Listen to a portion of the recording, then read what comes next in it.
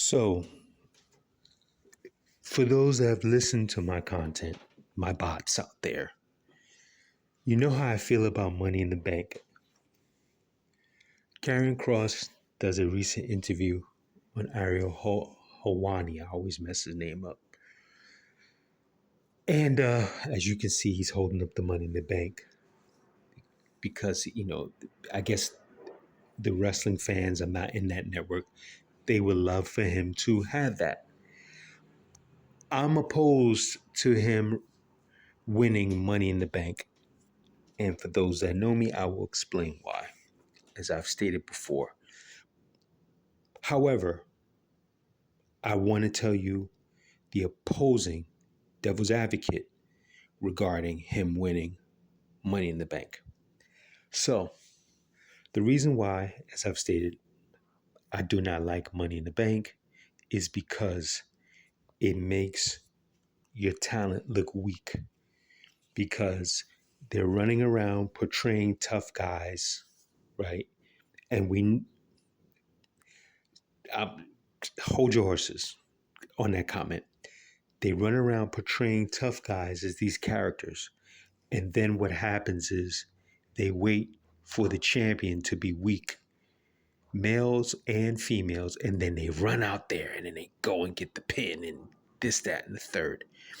The most recent one that I liked was Tiff's, because she was being bullied and yada, yada, yada. And the way that they constructed that was nice, in my opinion. But to see Damian Priest run out, I like how they did it because he had his crew with him.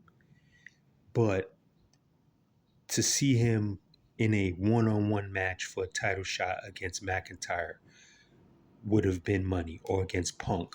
But I get it, but at the same time, it goes in what I'm talking about. You waited for the guy to be down, and then you go get him. With regards to Kross, those that know, got a lot of love for Kross. Look at my content, you see it up there. We know, legitimate tough guy. I have watched all his blood sports stuff. Everything he's saying, I've watched. The only thing I didn't catch was him arriving. I never saw Lucha Underground, Triple I, came late to the Impact thing. This is when I was slowly coming back into wrestling. So I know about Kross. To have a legitimate tough guy, and Damian Priest, now you think about it, with his martial arts as well. And it actually had a little run-in NXT. But anyway, to have him run out and do that, to me, just takes away everything that he is building on now, that he's built in the past. However, this is where the advocate card comes in. This would be a great opportunity to flip the money in the bank perspective on this whole thing. Rather than seeing Kross run down and waiting for someone vulnerable, Kross, Scarlett, they show up. Let's just say, I'm going to say John Cena for right now. Matter of fact, let's just put Cody in it. He's playing heel. Let's just say someone like Cody. Cody's in the match, whatever. Oh, matter of fact, let's put Jay, because I think he's on Raw. Let's switch to Jay. Jay's in the match, yada, yada. And then Kross just appears with the money in the bank. Slides in the ring after a match. And now he brings back the hourglass. Boom. To mind fuck him, because that's what he's been doing in the dressing room. You know, this intimidation factor with him. And then when he finally cashes it in, it's not him running down. It's maybe there's an open challenge. Or maybe, let's say Jay is supposed to wrestle some person and they got injured in the back. Maybe Kross did it. Maybe he didn't. And then his music hits. And then they come out with that money in the bank. And then he wins it. That to me reinvigorates, refreshes the money in the bank theme, so that the characters, the talent no longer looks weak. It gives them a refresh, a rebrand of the Money in the Bank. That would be the only way, as far as I'm concerned, I would really accept him being the Money in the Bank winner. But now I got to flip the card over again and speak on the politics and why I don't see him winning the Money in the Bank. Okay? I don't give two shits if I'm wrong, because now I'm speaking on politics. If you heard me before, I told you that the brainwashing, I'm always going to keep bringing it up, because the brainwashing has to do with how you were taught the business. The person that's running the business now, which I've said, when does the honeymoon phase end, sat next to the person that previously ran the business. So when you hear statements from said person saying storyline doesn't matter, right? That came from somewhere. It came from a learned behavior. Hey, Vince, this is not going to work because when this and this and this and that and yada yada. Trust me, it doesn't matter. Just trust the fans. It doesn't matter. Then they go out there, do the goofy shit, don't continue the story, yada yada yada. And guess what? They look at the box office, they look at the tickets, they look at the sales. Nothing has changed. Where am I going with this? Okay. Because of the politics and learned behaviors from the old man, who knew to tell someone like Miro back in the day when they were chanting for him, and he went backstage and told Vince, hey, look, they're chanting for me. I think I should have a bigger run than what you're giving me. And Vince told him, oh, they're just playing with you, right? Something is saying that I'm not going to make him bigger than what he is or what I know that he can be. I got to keep my foot on his neck and keep him down. So I would not be surprised, based off of that mindset that was taught to the person now in charge and the team now in charge, to keep their foot on his neck and take it off a little bit. And that's usually what they also do contract-wise. I'm also glad that he revealed the contract thing on this interview. And I did see his doc. So when that actually took, I was like, oh shit, I didn't know that.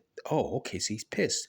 Because this leads into what I was telling you about in the previous, when I said holes being drilled into the walls in the women's locker room, people taking dumps in other people's food. Why is this allowed? Because of the previous person. None of it. We shouldn't be getting any sort of leaks. I shouldn't know Mandy Rose is going to pop up at Saturday Night Main Event. It should just be a complete surprise. You have to start buckling down to find out where these leaks are coming from and exposing the people that are doing the leaks. If the contract's really put out, more than likely it's not going to be on his side. It's going to be in-house. Who's doing it? They need to be terminated. If this isn't a politic game, they need to be terminated and that person should be exposed so that realistically, they shouldn't be able to work in the business like that. Am I saying blacklist them? I don't know. But that person should not be able to work. It's no different than sometimes I have a hard time watching YouTube because, like Mission Impossible's coming out. This dates this, right? I'm sure before the day is over, I'll see a shitload of YouTube stuff already talking about the end of Mission Impossible. Like, can't I just go to the movie and watch it and just enjoy it? But they don't want you to. All those people should be striking off and taking off YouTube because they're social media hoes. What I call them, social media hoes. And whoever did that, leaked that contract, is a hoe because you did it for a specific reason. Either A, you don't like them, or B, you're getting paid, Or see someone told you to do that in house to fuck with them. And this is all the politics shit. So it's all these different variables that I'm talking about or have talked about. So they may not give him money in the bank because of that. They know that this fucking dude is big. If he already signed his contract, we got you. But a tactic that I know that they use is they'll put a strap on you, line you up to get a strap to get you to sign the contract, and then dick you around. I don't know what the situation is. I don't know if he resigned. I don't know shit. But I'm not surprised if he does not win a Money in the Bank anything, because if you studied, you know the fucking tactics of fucking with this guy. So at a certain point, if he leaves, goes somewhere else, blows up, who knows, man? But look, at the end of the day, I've already said what I said. Take it how you want it. Would it be good for him to get a push? Of course, but it's bullshit games, bullshit games. And as you can see, side note, and I'll leave it on this, with the releases, right? Now, what do you see? Zoe got injured. Bianca's injured, right? And I've kept talking about they keep rehashing the same stuff.